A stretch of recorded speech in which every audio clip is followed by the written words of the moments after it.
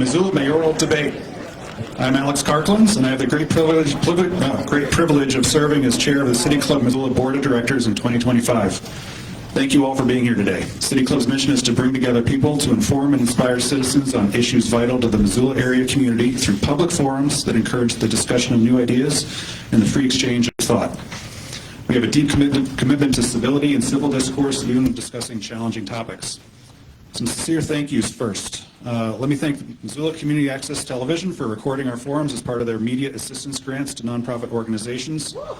MCAT serves our community on cable channels 189 and 190, and you can view all past forums on MCAT's YouTube channel.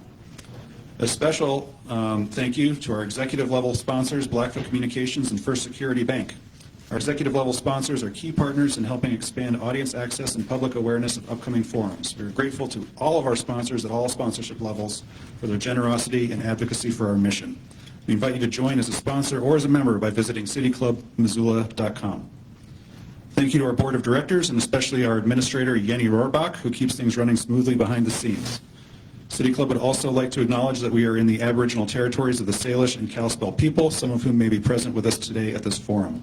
Today we honor the path they have shown us in caring for this place for generations to come.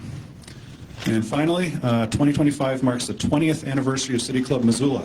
Thank you for all of those who have participated in our forums, provided sponsorships, and volunteered their time as board members over the years. We owe our current success to you. And I'm going to go ahead and introduce our moderator, Rob Chaney, who will then introduce the candidates. Rob Chaney grew up in western Montana and has spent most of his journalism career writing about the Rocky Mountain West, its people, and their environment. His reporting has also taken him from Jamaica and Brazil to Japan and Nepal. He studied political science at Macalester College and won numerous awards for his writing and photography, including fellowships at the Nieman Foundation for Journalism at Harvard University and the National Evolutionary Science Center at Duke University. In Montana, Chaney wrote for the Hungry Horse News, Bozeman Daily Chronicle, the Missoulian, and the Montana Free Press, including stints as photographer, managing editor, and book author. He wrote The Grizzly in the Driveway. He currently lives in Missoula. Rob, I'll let you take it from here.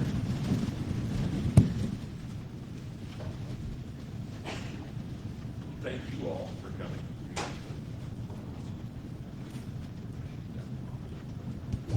1, 2, there we are. Thank you all for coming, because as we all know, the wisdom of crowds is the best way to work our way through politics.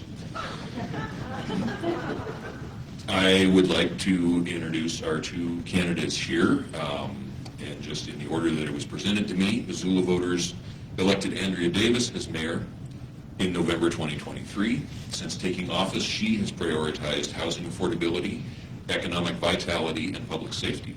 With strong voter support, she strengthened Missoula Fire Protection Services through a successful levy. Her administration has invested in more than 100 affordable homes and advanced infrastructure and zoning reforms. Mayor Davis applies a cost of living lens to her budgeting and advocacy decisions and looks forward to continuing more of that work during the next 4 years. Shawn Knopp was born in Polson, Montana and raised in Missoula, where he graduated from Hellgate High School. After exploring professional opportunities elsewhere for several years, he was fortunate to return in 2000 to raise his children in his cherished hometown. For nearly 2 decades, Shawn has played a pivotal role in the evolution of Missoula, both in tangible and intangible ways. As a project manager at Montana Glass for 19 years, he has skillfully overseen complex projects, managed budgets, and collaborated intimately with local businesses and residents to strengthen our community. Beyond his professional pursuits, Shawn's dedication to service has been steadfast. For 2 decades, he has devoted his time to coaching Little League baseball and serving on the Little League Board of Directors, mentoring countless young athletes and their aspirations. His active engagement with the Boy Scouts of Kiwanis further underscores his lifelong commitment to youth development, teamwork, and civic involvement. Shawn's priorities are unequivocal: a judicious city budget, accessible housing, public safety, support for small enterprises, and the promotion of sustainability with an objective of achieving zero waste. He champions practical, transparent leadership that prioritizes the needs of Missoula's residents, ensuring our city remains an extraordinary place to live, work, and raise a family for generations to come. Now, what we are going to do here is hear from both these candidates for a few minutes each, and then I am going to ask each of them a question to which each other will get to have a short rebuttal. And then we are going to go to the table talk where you all come up with questions. I'm sure we'll have a little bit more rules and explanation for how to go about that. But I would plead with all of you to think now about what you want to know from these folks, and think of it in the form of a question that has an answer. Because the more questions we can get from these folks, the more answers we will get, and the more we'll all know. So with that, Mayor Davis, you have the floor. Thank you, Rob. And thank you, everybody, for being here. It's wonderful to see you. And thank you, Shawn, for participating in this conversation. I'm looking forward to it. It is extraordinary to be here as your elected mayor, just elected in November of 2023. It has been a robust and really good 2 years together. I think we have done a lot together to continue to strengthen our community, and it shows in ways because not only here in Missoula do we see a lot of our businesses thriving and being recognized around the country, and we continue to recognize that folks that are living here, some of which are having a hard time making it work.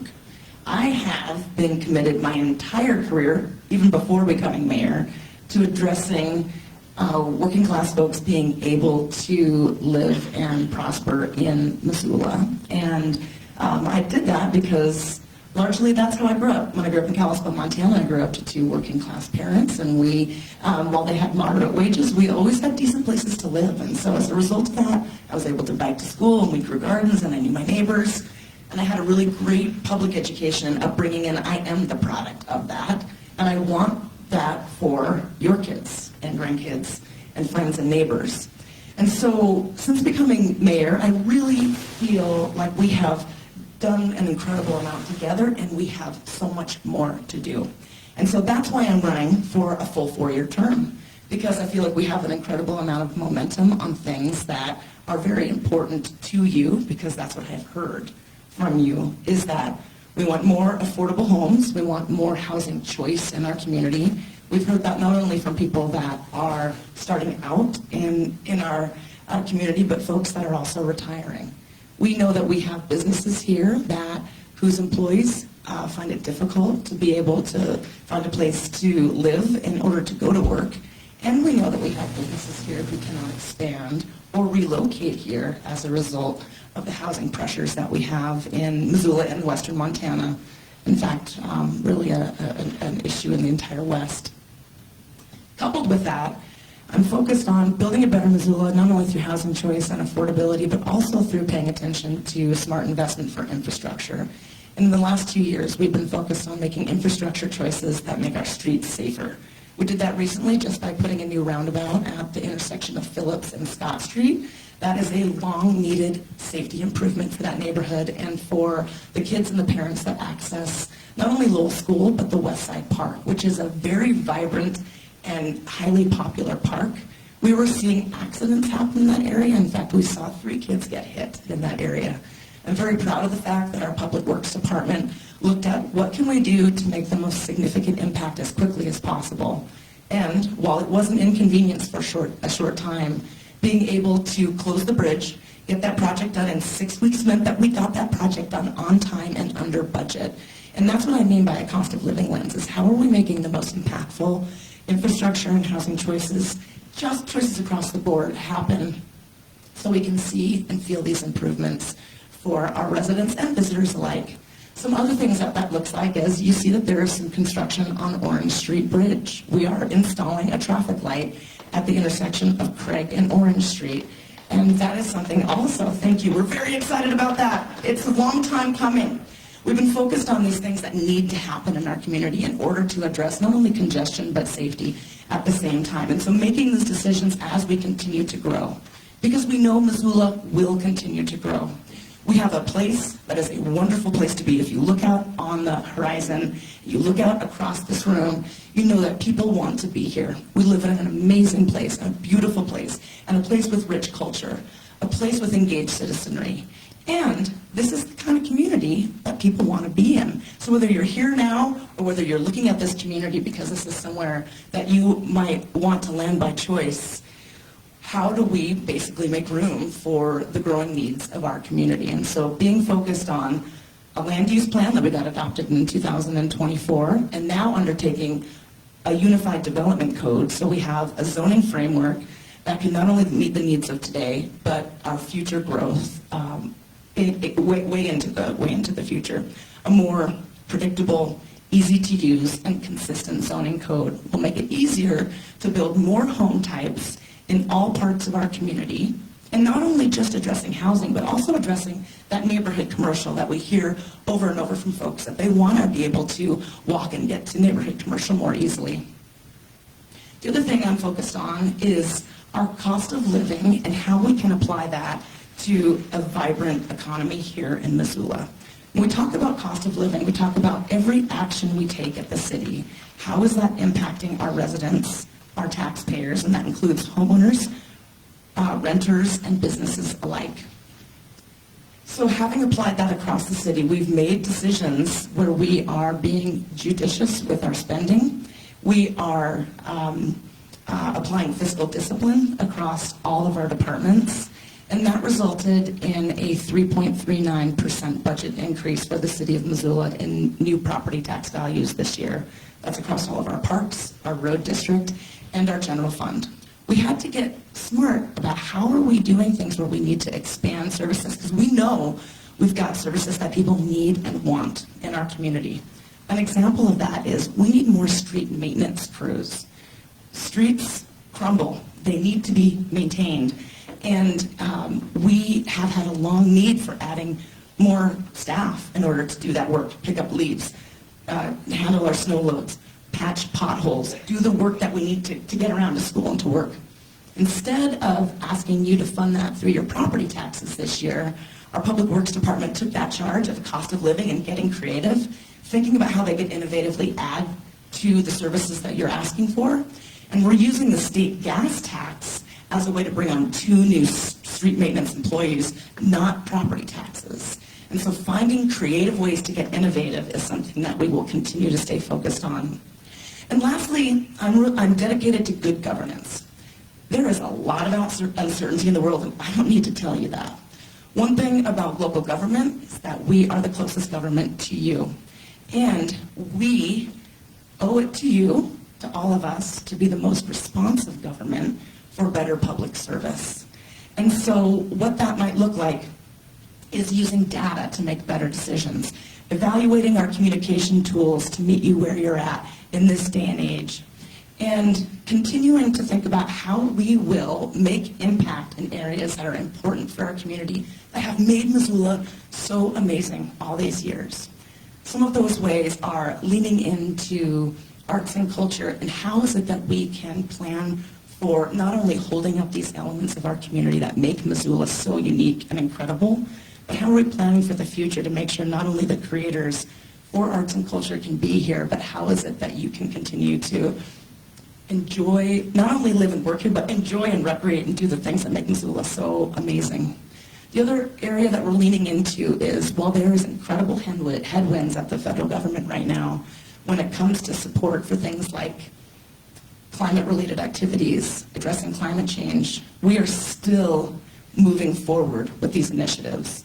And that looks like reducing our fossil fuel use, continuing to work with Northwest Energy on things like a green power plan. City Council just passed our electric vehicle plan, so we can plan for these type of infrastructure needs into the future. And we will continue to work on our zero waste plan by reducing our landfill flow into the landfill in ways that we can best use not only our existing resources, but protecting our air, our water, and our quality of life here in Missoula. And so with that, I think I'm near the end of my 10 minutes. I really look forward to people's questions, and thank you again for being here today.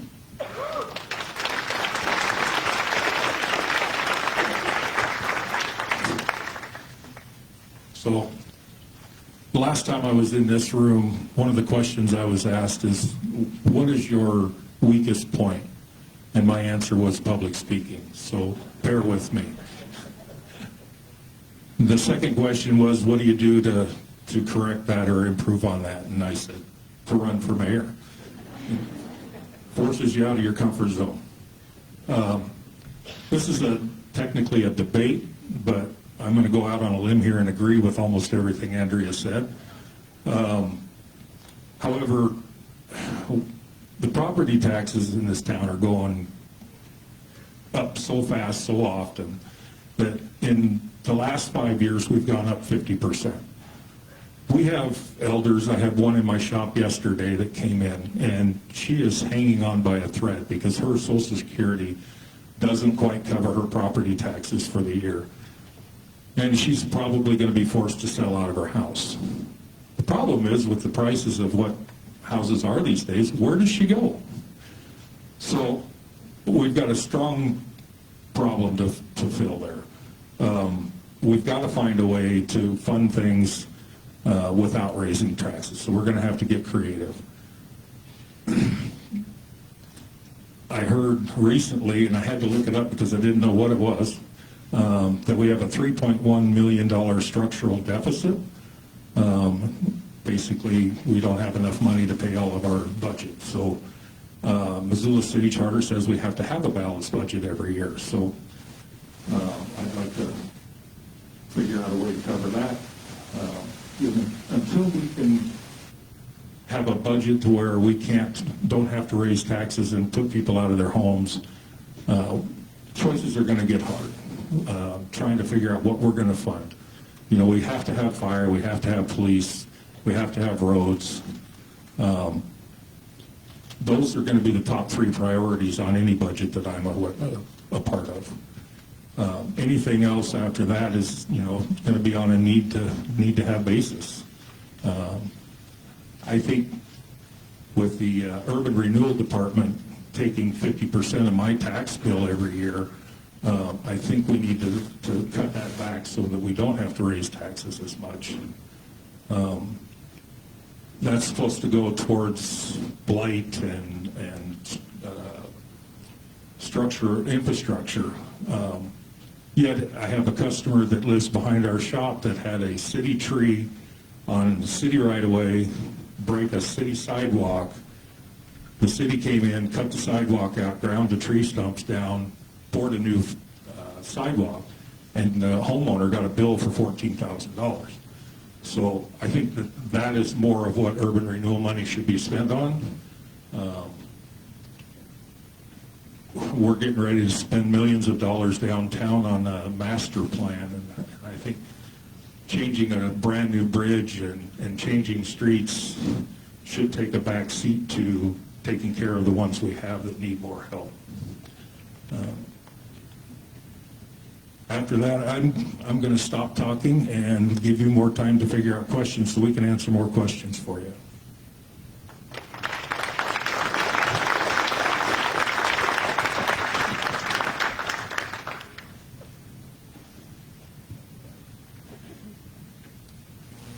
All right.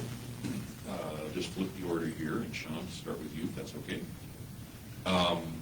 You, in some of your earlier public comments, talked about what you're going to do starting as mayor is going through the whole city government and looking to see what departments needed to be there and if they continue. You listed your priorities of fire, police, and roads, and everything else needs to be on a need-to-provide basis. That's a pretty tall order of restructuring government. Can you be a little more specific about how you would go about judging which agencies or which personnel are going to come or go?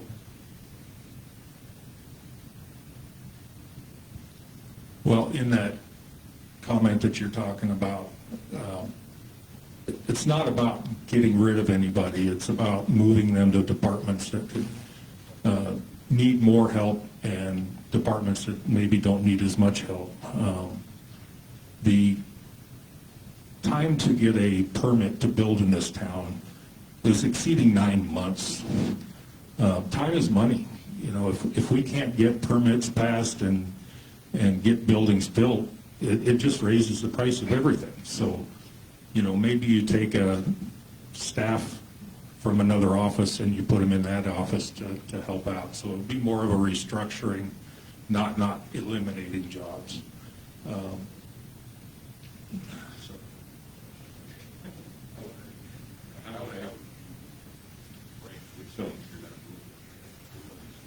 Well, that would be up to you guys. You know, what is most important to you after the essentials are done.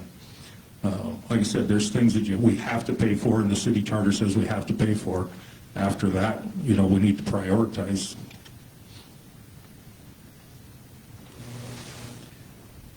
The rebuttal that I would make there, I suppose if we're going to rebut, and I have 2.5 minutes to address this, is that I would encourage you and everybody in this room to take a look at the program inventories that we put in place last year when I became mayor, and I asked our city departments to take a look at every single program in every single department and actually inventory it, make it available to the public so we can identify what is that program doing, how is it funded, is it essential by law, and what kind of vulnerabilities or sustainable elements to that program do we have in place. And that's the basic place of starting our priority-based budgeting process.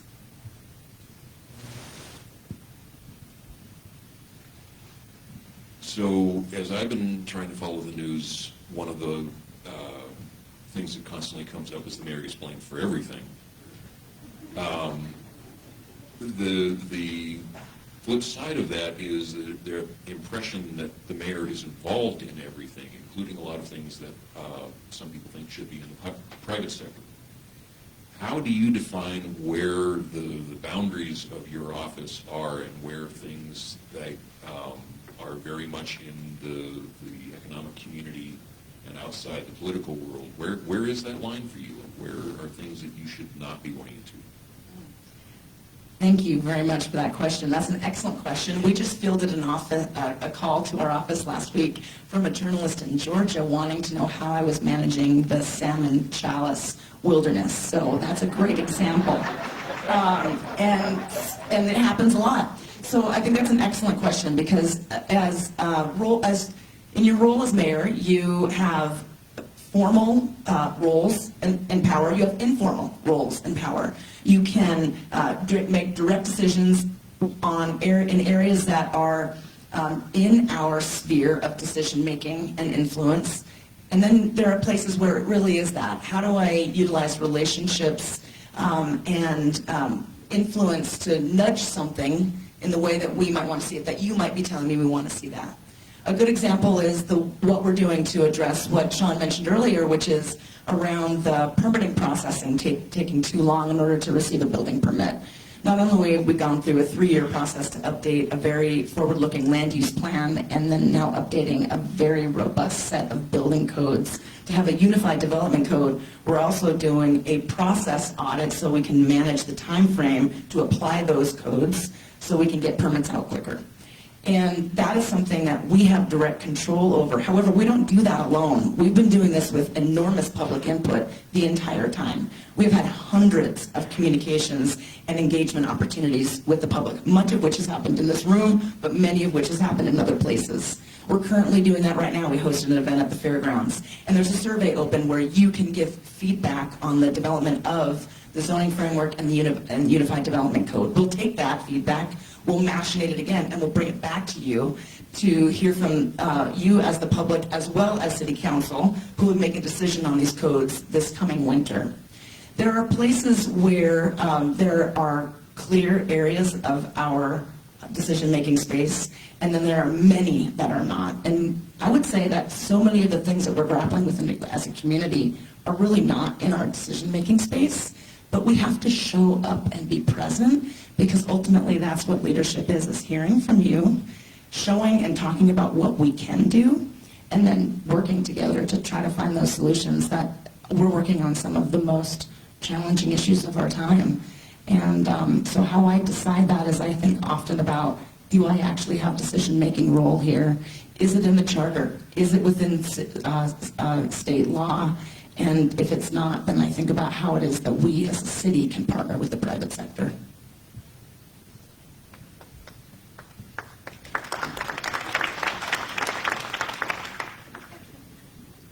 Again, I'm going to go out on a limb here and agree with everything she said here. It's amazing when you go door to door what people think that you can control as mayor. I get some wild stuff, so it's not in our control of a lot of this stuff that they want. But we have to listen to them and maybe explain to them why that's not in our area of expertise or in the area of the mayor's job. But yeah, it's working together, talking together, making decisions together, and explaining why we can't do some things.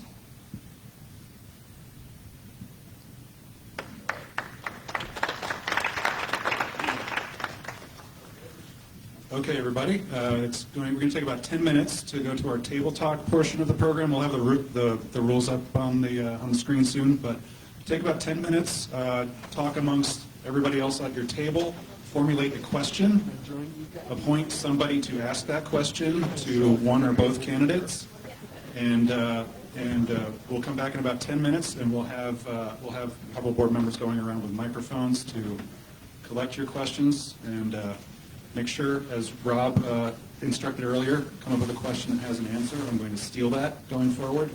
So we'll see you in about 12:05.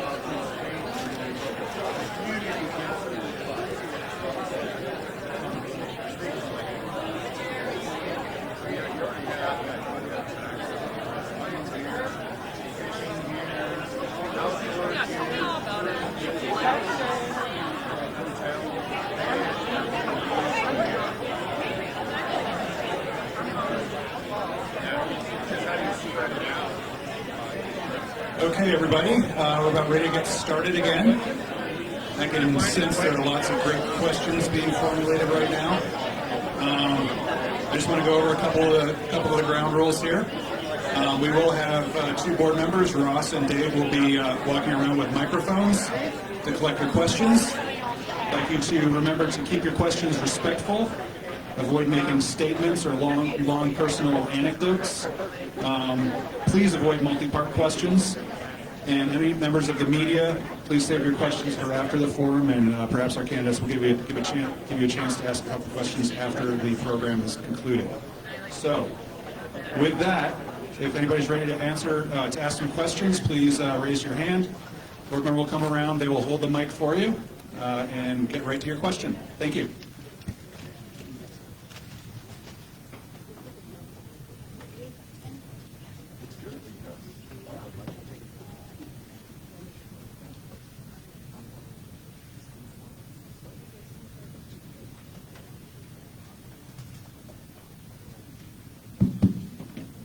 Hi, my name's Abby, and my question is for Andrea. Andrea, I was interested in your talk about strategic planning moving forward for Missoula and the projects that you guys have. There's been several projects in the past that Missoula's county and city have purchased, like the Sleepy Inn Hotel, Marshall Mountain, several projects that were purchased with taxpayer dollars, but really have become a blight, and they're not being developed. So as you're moving forward in your strategic planning, how are you going to strategically plan on developing those areas and also kind of be held to account by taxpayers? Abby, thank you for that great question. I've got 2.5 minutes, right? Excellent.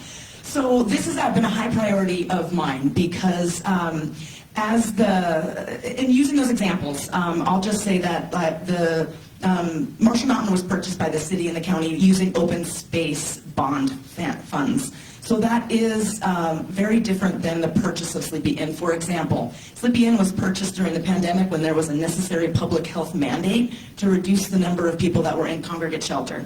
So the city was very smart in utilizing federal dollars that were available through COVID to and work with the redevelopment agency to acquire that property and then use those federal dollars to operate it. Now, since it's been in our possession, there was a community-led planning process that developed into what's called the West Broadway Vision. It's an extension of the Downtown Master Plan.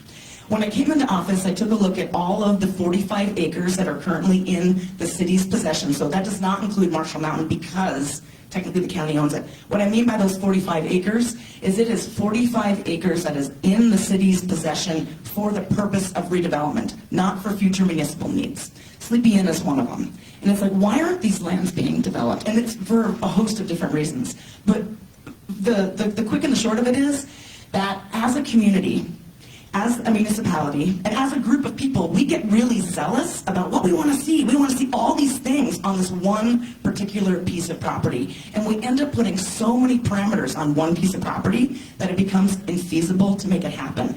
I can tell you that over 2 decades of working in the nonprofit community development and affordable housing space, we did it there too. You know, we would get together with neighborhoods, or as that nonprofit, we would work with folks, and we would overly plan for things that ultimately ended up being infeasible. So I just brought together a city lands task force. There were members of different experts from different fields: finance, banking, construction, development, for-profit and nonprofit, to come up with a strategic plan, to help me develop a strategic plan to how to utilize these city lands in a mosaic. Thinking about it like a mosaic. We are not going to be able to accomplish every single thing on every single piece of property. The old library block is a really good example. How, as we are trying to achieve different city goals, do we think about these lands like a mosaic, so where one goal might be achieved over here, we now might be able to leverage what we did on that piece of property to achieve better goals over here. Midtown Commons is a really good example, and I'll think about using that in another question here, because I know I'm at the end of my time. But that's an excellent question to my City Lands Task Force. Address just that very thing, and all that information is available on the mayor's page on the city website.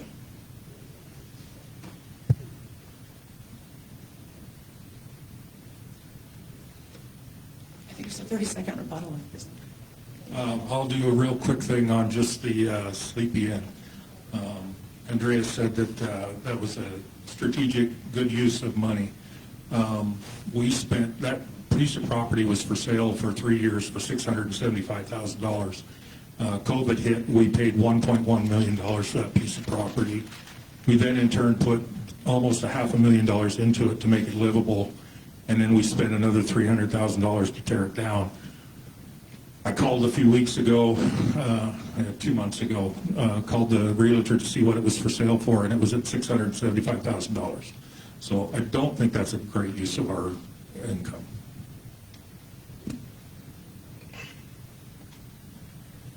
Hi, Margaret. Thank you for being here today. Our question comes from a concern about downtown parking and traffic flow.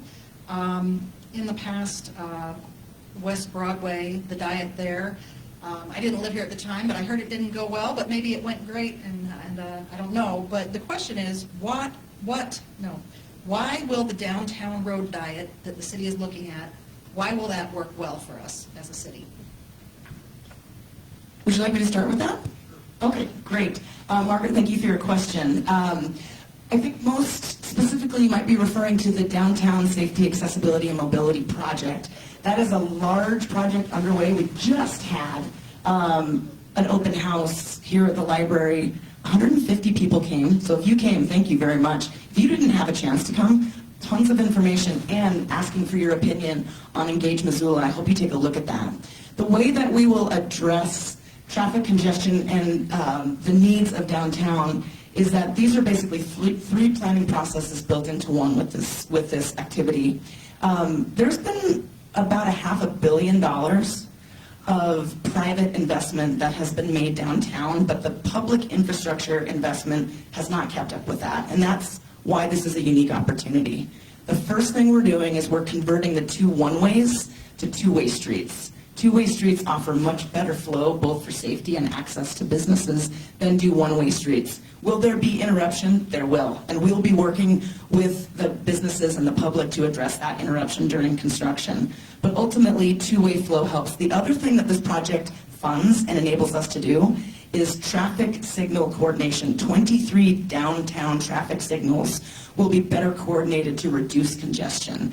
That traffic light technology, anything like this that you get involved in, it's really fascinating with the city. We can go down that rabbit hole for a while. But it turns out that certain stoplights are Department of Transportation, some are city, some they control, some we control, and ultimately we need to find better ways that we can help control the traffic flow and congestion by better flow through signalization. We will see that with the downtown master plan. We'll be able to have a concentrated area where we can actually test that and then apply that to the rest of the city as we're able to put funding and other plans in place for that.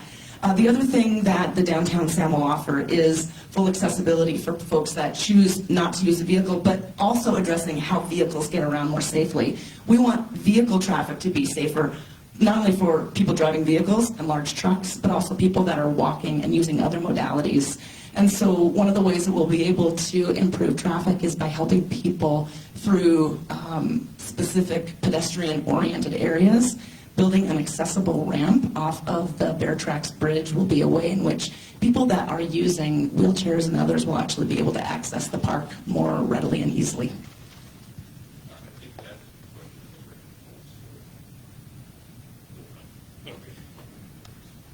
Well, I don't need to spend much time on it, but my biggest concern with the downtown master plan is parking.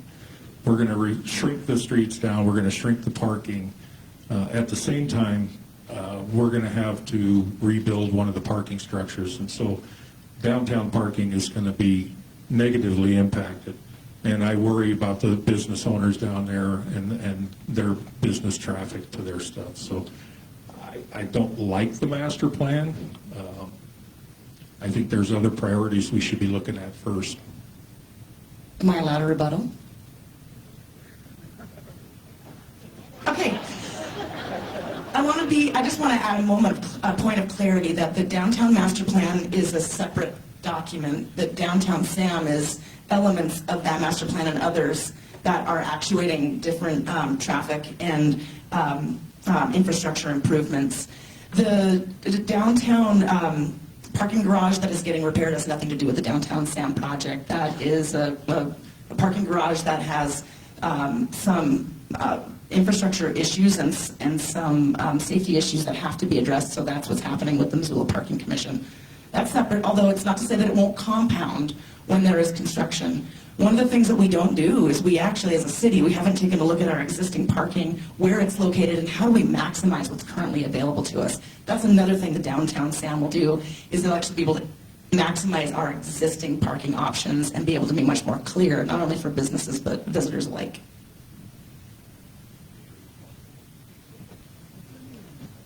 Just that I'm glad I'm short so you can go long.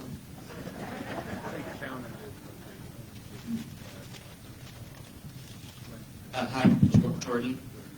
So we were curious at this theme of like what's in your decision space, like within your direct decision space and for your planned actions, what do you think you're going to do to address the housing affordability for working class, middle class families, individuals, and for those who, due to any number of challenges, are unable to work and afford housing?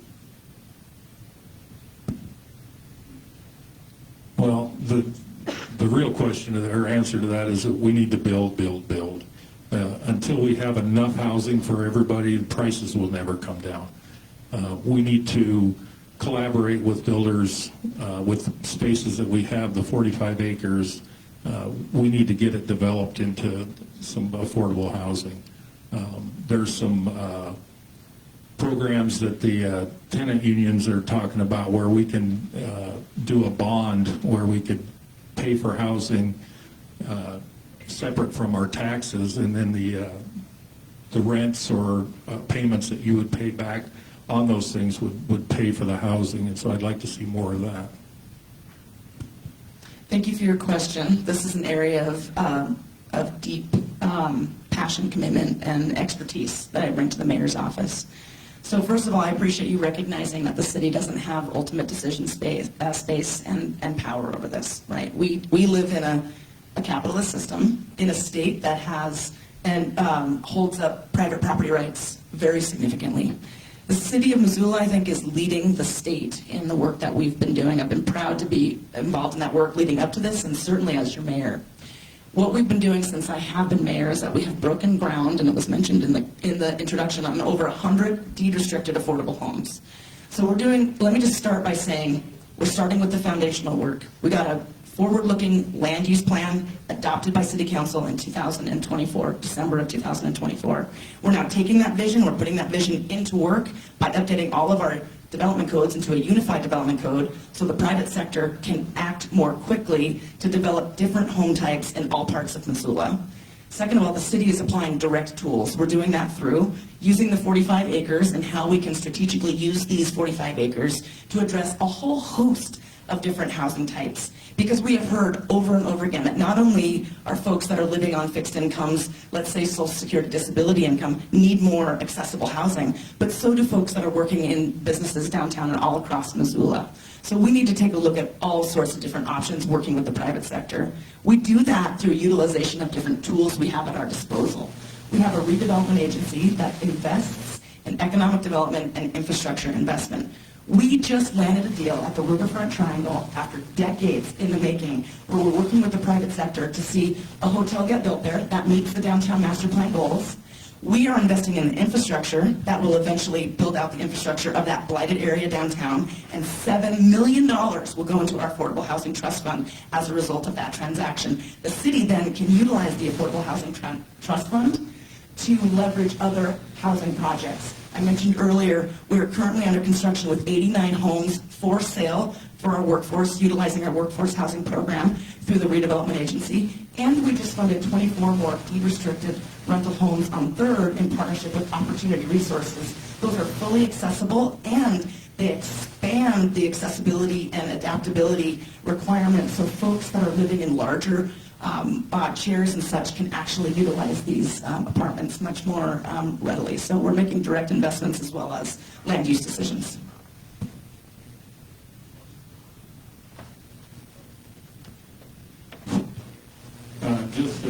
Andrea is amazing at what what she does with the housing stuff. I will not say anything bad against her. Thanks, Shawn. Appreciate that.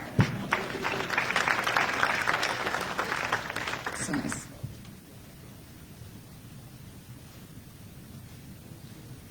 My name is Paul Mungwa, and I'm originally from the Democratic Republic of Congo. Last year, I've been in Missoula for 7 years, and last year I became a new American.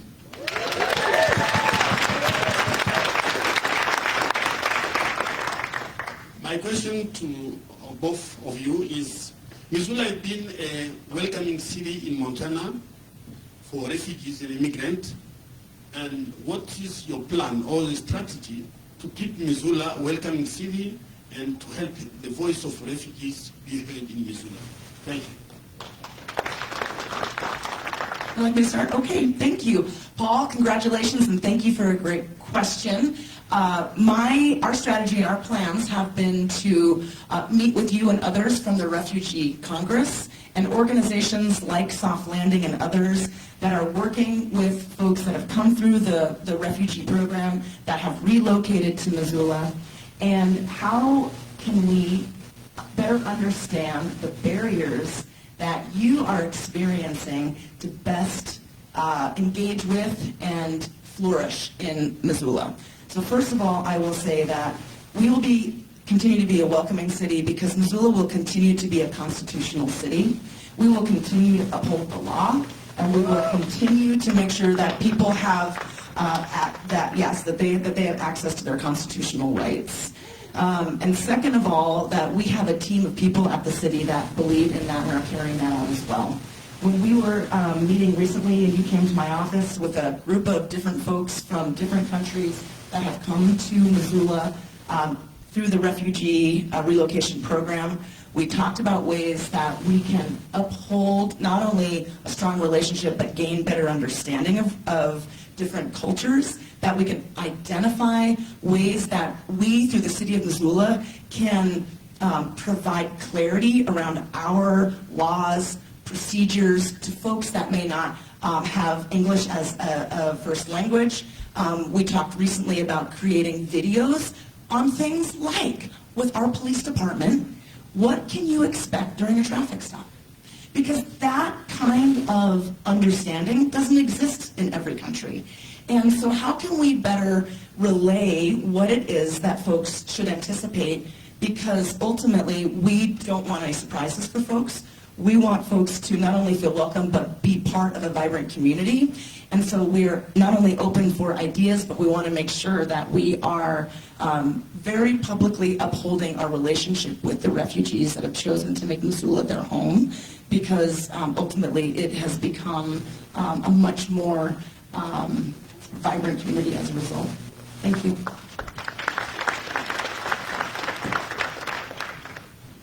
Once again, I'm going to be short because I can't argue with any of that. I've lived in Missoula since '67, so I saw the influx from after the Vietnam War, and it was very hard for those people back then, and the strides that Missoula has made to welcome these people and help them has been astronomical since then. I think we still have work to do. There's probably less than 2% of people in this room that are not American by their ancestors. So Montana and the United States as a whole is a melting pot, and we welcome everybody in here, and Missoula is a safe haven for everybody.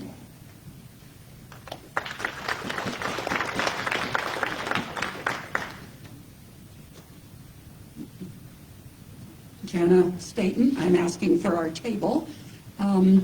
We're wondering, with the kind of shortfall in funding from our property taxes, can you develop a stronger partnership with nonprofits and people with maybe extra cash in our community that might help make it up, rather than looking at our tax structure? I guess the idea of partnering with maybe where the money is, if you know, or if we can find out, because our tax structure doesn't support us. We're thinking particularly of things like food insecurity, which we know is a priority. I think that's a great question. Missoula has to partner with nonprofits, private citizens, builders, business owners. The biggest problem that I see going forward, we were in a tenants unit meeting here a while back, and they were wanting the city to finance their right to counsel. And I said, well, that would be great if we could afford it, number one, but also relying on any kind of a government involvement, 100%, leaves you wide open for budget cuts later. So everything we do, we should be partnering with the private sector. The money that we spend over on the Poverello Center on the city side of this thing is getting crazy. And we need to get nonprofits inside of that.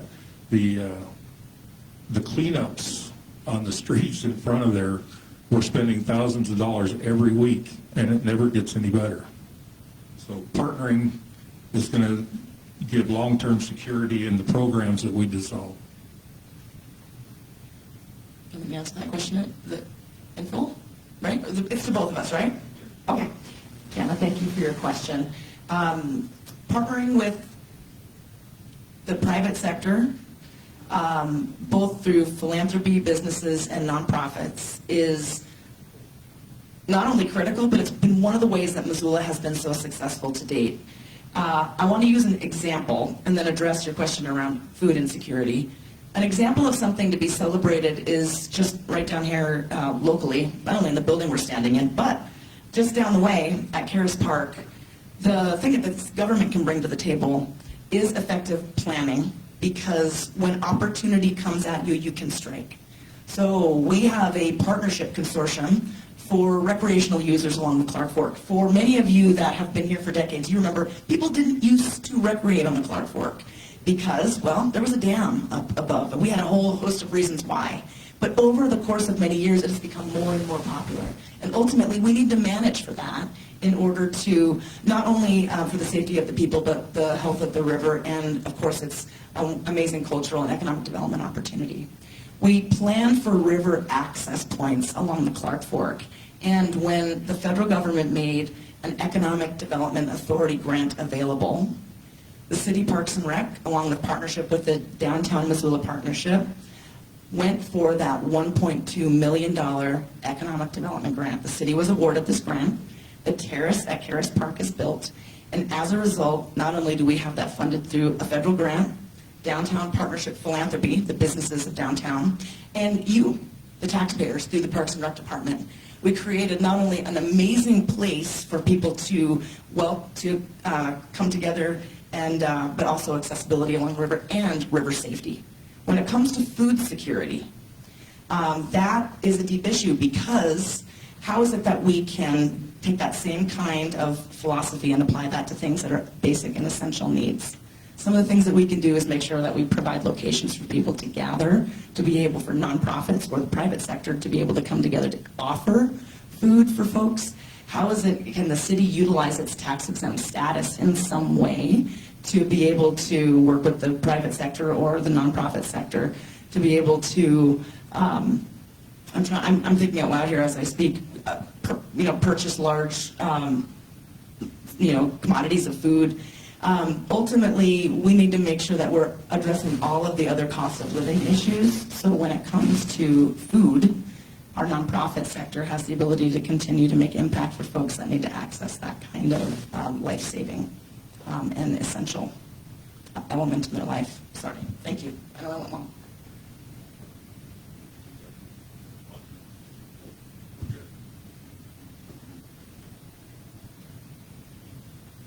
Hi, my name is Andrew Wolfram. I'm a CASA volunteer here in Missoula. Our table's question concerns the lack of childcare options in Missoula. I think a lot of people were disappointed with the removal of the childcare facility requirement from the Scott Street development. What are some other options that the city is exploring or should explore for increasing the availability of childcare in Missoula? And that's for both candidates. Want me to start? Okay, thank you for your question and also for volunteering with CASA. Awesome organization. I would love to take a moment to address the point you made about the Scott Street parcel, and it relates to the 45 acres and why I called together a group of professionals to come up with a strategy for how we approach utilizing our lands for reaching and obtaining city goals, community goals. One of the things that we need to do is be more clear about what we can achieve.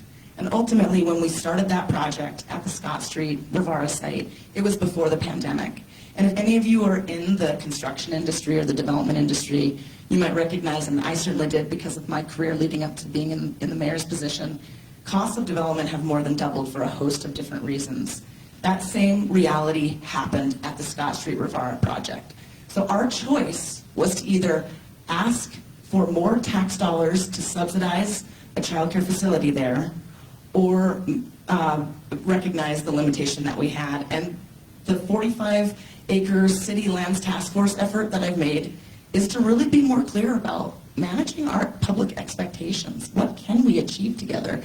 And if we decide that childcare is going to be at a site, then we need to plan for that specifically from the beginning so that we actually have the viability to make it happen. So then I'll say, what are we doing? Well, we're doing a number of things through our Parks and Rec department, and we partner with a number of folks. We've been able to do both pre- and post-school childcare that has helped a lot of working parents be able to save on childcare expenses through participation in our different Parks and Rec programs. I just met with the CEO of the United Way last week as we talked about lifting up a task force, and the United Way will be spearheading this effort as a child care task force in this community because we have different elements. But how are we looking at this across the board? The city has an opportunity to participate here, but we need to make sure that we are not inadvertently making it more difficult for the private sector to provide child care. And so one of the ways that we are addressing that through our Unified Development Code and our zoning framework is how can we make sure that where the private sector can provide childcare and afford their rent to be there, how is it that we can make sure that our land use plan addresses that adequately? So there's a whole host of things that we can do, and it certainly continues to be a high priority, as does senior care, because as our population ages, we're going to need to also think about that as well. So the loss of the child care facility at Rivera was quite disappointing. I keep hearing that over and over. I thought that was in the initial planning stages all along. So to say that we need to start in the beginning thinking of that, I think we did, and we still lost that. I understand that it didn't pencil out for the owners, but we need to take the lands that we do have. We need to partnership with some of the daycares and some of the businesses and get something funded for these people, because everybody knows in Missoula, when I was a kid, my dad worked, my mom stayed at home, raised kids. That is not a possibility in this town anymore, so we have got to find some ways to fund it. Can I have a rebuttal on that? I just want to make sure that, again, for a point of clarity, that it's understood that we had the idea that, yes, we want child care here, yes, we want affordable home ownership, but we didn't have a feasible plan established when we made that commitment to the public, and that is the difference.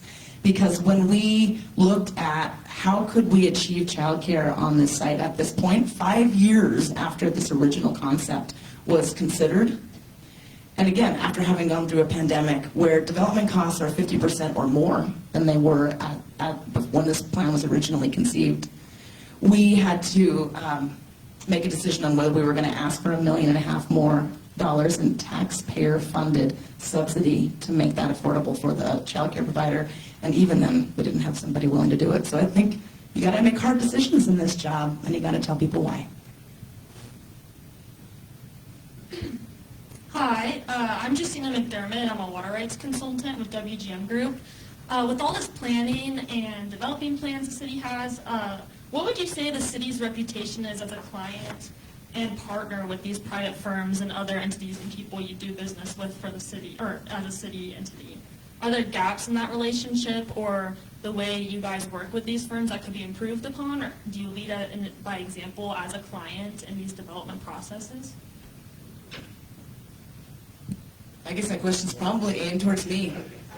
And honestly, that's probably a question for you to answer, more so than I. But I will tell you that having heard feedback from the private sector and development consultants like WGM or other development consultants, it is one of the reasons that we have taken so much time to be thoughtful and intentional about frequent utilizers of our building code, to be providing input right now. They have been ever since our land use plan was adopted in December of 24, and we've been working on our set of development codes.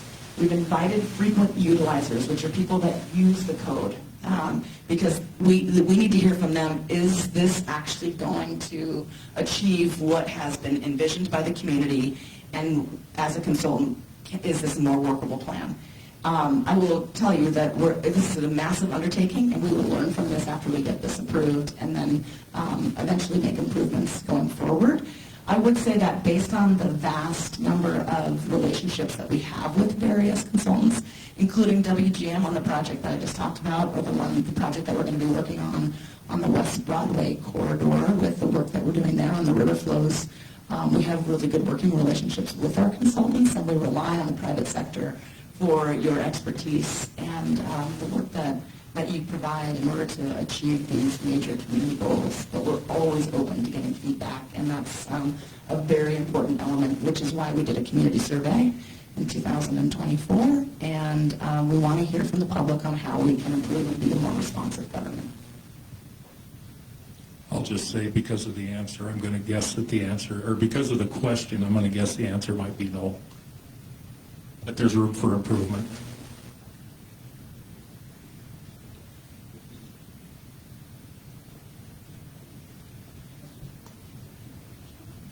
Hi, so my name is Fiona, and I know that we have already had one question about kind of affordability in the housing sector, and specifically with like home ownership and stuff like that. So our question is, setting aside home ownership and knowing that about 51% of Missoula rents currently, what kind of more short-term solutions do you guys have in mind to help with the rental crisis that's happening and the exorbitant cost of rent and how they're always going up every single year?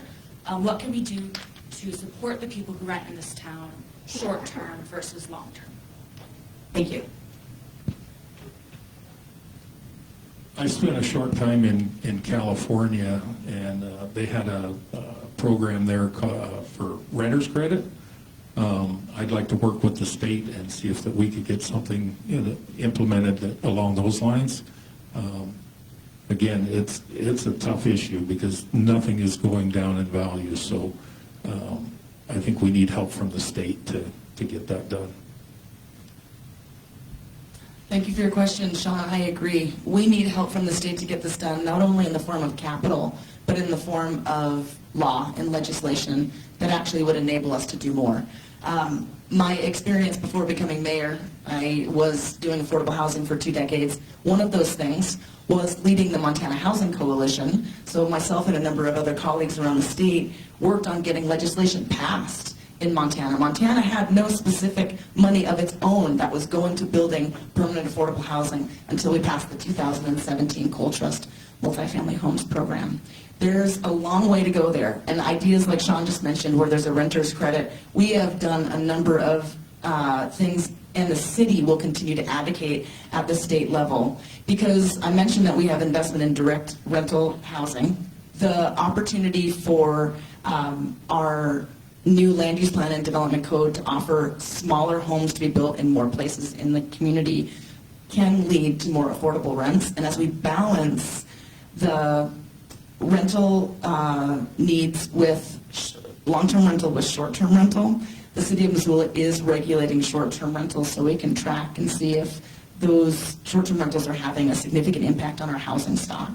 That rental income from, the revenue generated from the management of our short-term rentals was actually one of the revenue sources. This year, for the first time, we've brought in $250,000 of revenue into the city's general fund to help pay for services due to short-term rental registrations. But we do need to keep focusing on this. One of the things that we have always had an imbalance between renters and homeowners compared to the state and compared to the nation in Missoula. It's true for basically any college town.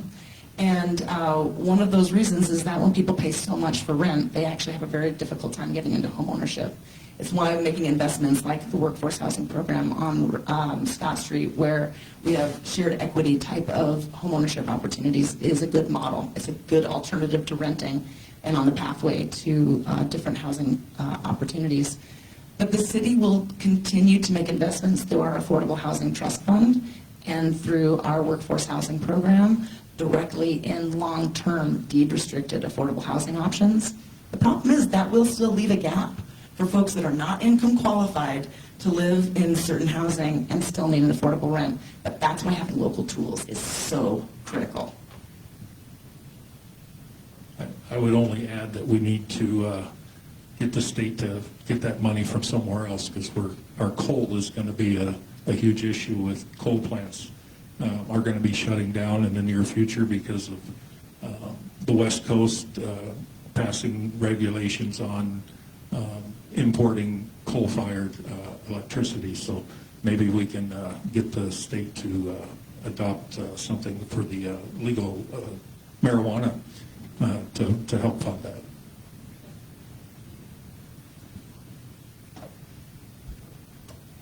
Hi, I'm Candace Reinhold, and we're wondering, recognizing that there is a housing issue in Missoula, if the Lower Rattlesnake is open for multifamily housing, what is your vision for the traffic pattern, particularly if there needs to be an evacuation from that upper section? I'll start with that. Thank you. Our Missoula, the 2045 land use plan, identifies the Lower Rattlesnake's land use designation, and so I would recommend that you take a look at that. It was reduced from the original recommendation based on the Office of Emergency Management's input and dialogue at the City Council. City Council did decrease the amount of density in the Lower Rattlesnake as a result of that.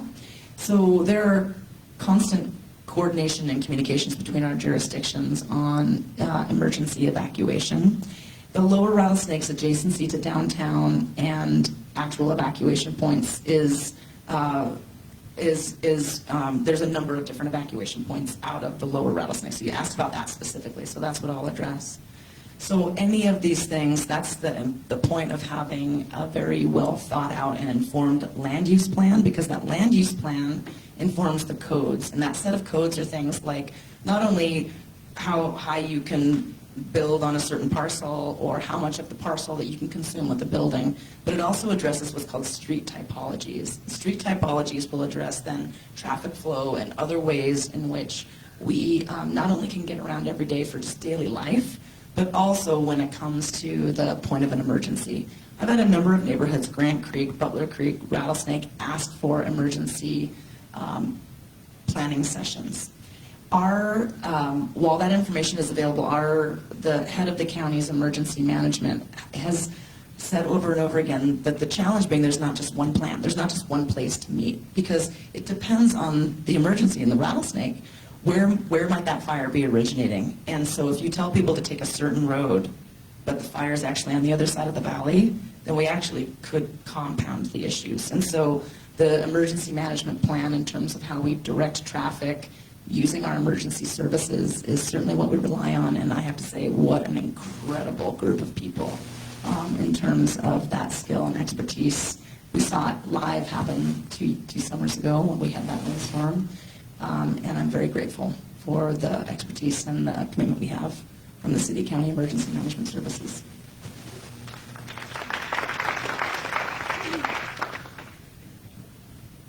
Yeah, Andrea's got way more information on that than I do, but I do identify that there would be if we allowed too much density in the Lower Rattlesnake, there's very limited escape routes in there, so I would recognize that.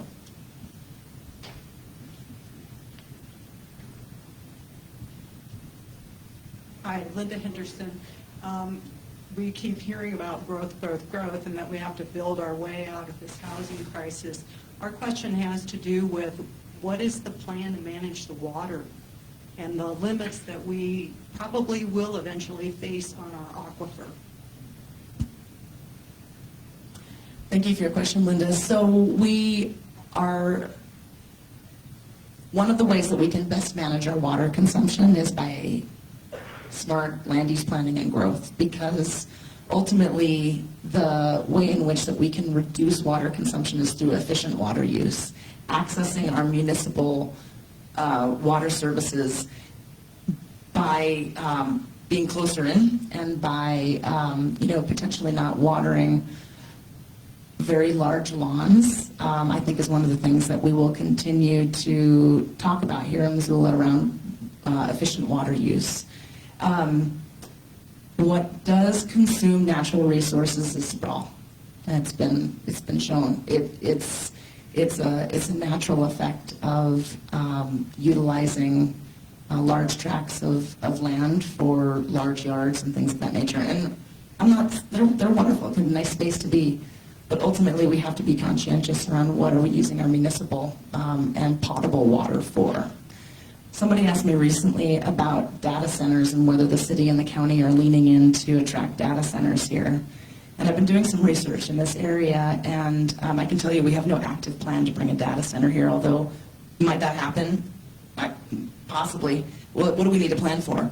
But one of the things that seems highly detrimental to our water source, which we have one of the best water sources with our aquifer, is that we don't want to use potable water for cooling of these data centers like they are in places like Phoenix, Arizona. So we need to really be thinking about what kind of water is going to the needs of something like a high industrial user like a data center. When I toured the Public Works Missoula water facility and talked with the folks that are running the wells, doing this work every day, I asked that same question. How are we tracking the amount of water that is being consumed with new projects that are coming in and then evaluating our overall usage? We track what comes back into the aquifer and what goes out. And so ultimately that information, that data is utilized in our planning efforts when we're making decisions around the kind of infrastructure that we need to support current and future development. Where did that question come from? There you are. We just definitely need to be very careful with our water usage. We're already seeing the effects of it out in the Linda Vista area and Lower Miller Creek. They're having to buy up land to get the water rights, so that ties up land that can't be developed too. So multiple issues going on there, and that's a finite source. So we're going to have to be careful with it.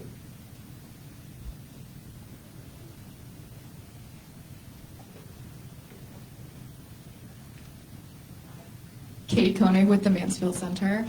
Mayor Davis, you referenced saving or repurposing funds from the gas tax to support two positions in street maintenance. What is now unfunded by having shifted those funds?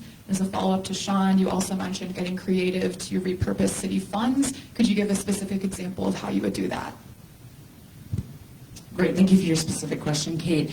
That money was called BARSA, or the state gas tax, was generally always utilized for capital projects. So we are now looking at how we are funding those capital projects in other ways. We have a 5-year capital improvement plan, and the use of those two staff positions, we believe, are actually a better investment in the long term, because we are taking better care of the assets that we own today, rather than needing to save up that money for always large capital projects. Ultimately, the city of Missoula is incredibly resourceful and talented at obtaining large grants, and whether those are available or not is soon to be seen. But that is something that we continue to work with our partners at the county and other places to deploy these type of investments in large capital projects. Some of these projects that would not happen otherwise, the downtown SAM project's a good example. The expansion or the improvements along Russell Street that you will see once that is underway. We received a multi-million-dollar grant from the federal government last year, and Russell Street improvements will be we'll be focusing on that, utilizing grant resources in our local match. So I respect that question a lot because we have to make decisions. We're making trade-off decisions. When we're in a position like we are, we have to decide how are we utilizing our resources most effectively for the best bang for our buck. And ultimately, I think that decision will lead to that. So, trade-offs. The Urban Renewal District, they do a great job. They fund some great projects. However, we have 6 urban renewal districts in Missoula. The smallest one is taking about 50% of the tax base off each property owner. The one that I live in is just one of the smaller, well, it's a bigger area, but it's a smaller percentage. But it takes 50% of my tax money goes to that. It's taking money from schools, it's taking money from the state, the city. It affects the general fund. So I think it needs to be scaled back. The property where I work, we rent, but the owner of that, 75% of his tax base goes to the Urban Renewal District. They're originally set up to be 15 years long, and now they've been extended out for 40 years. So for 40 years, these 6 urban renewal districts are going to be siphoning off anywhere from 40 to 75% of the tax base, which directly affects the general fund. Yeah, I'll just provide a brief response there to say that just quickly, when an urban renewal district is created because of the recorded blight in the area, it is because no economic development or infrastructure investment is being made. So basically, when you draw a boundary around that, the tax base that was there always goes and continues to fund all elements of government, other governing jurisdictions, schools, so on and so forth. It's the tax base that increases as a result of that investment that stays within that district, so you continue to make those investments. So we're investing in Urban Renewal District 2 with a bunch of streetlights along the trail as a result of that work.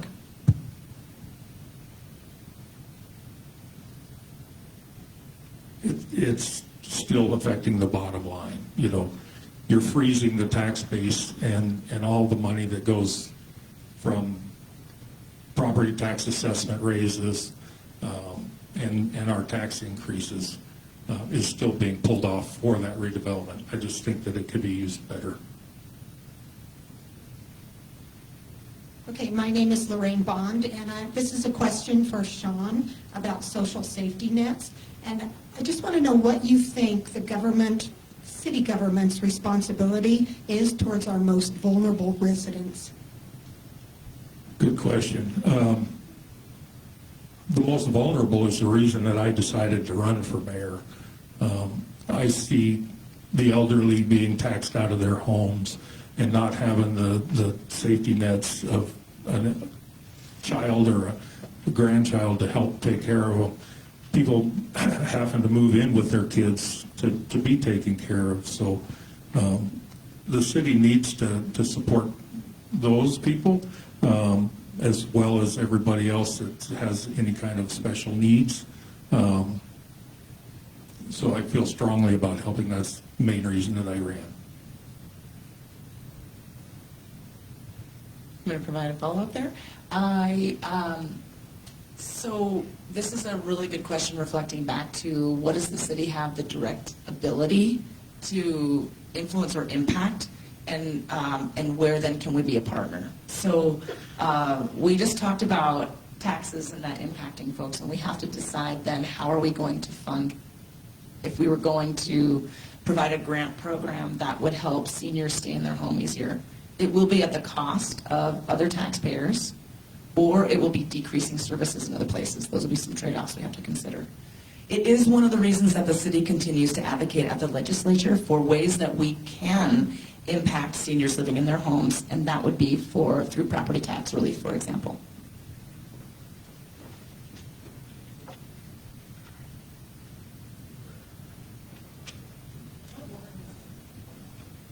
All right, thanks everybody. Fortunately, we're at the end of our time. I guess we could have gone a bit longer, but Many thanks to our candidates, Mayor Davis and Shawn, and for our moderator, Rob Chaney. And thanks to all of you for your thoughtful and specific questions. Appreciate that. And many thanks also to the Missoula Public Library for allowing us to use this space, and for Silk Road Catering for providing the great food. Join us next month where we're going to talk about tax increment financing, TIF. Lots of people have strong opinions on that, so I hope you'll join us.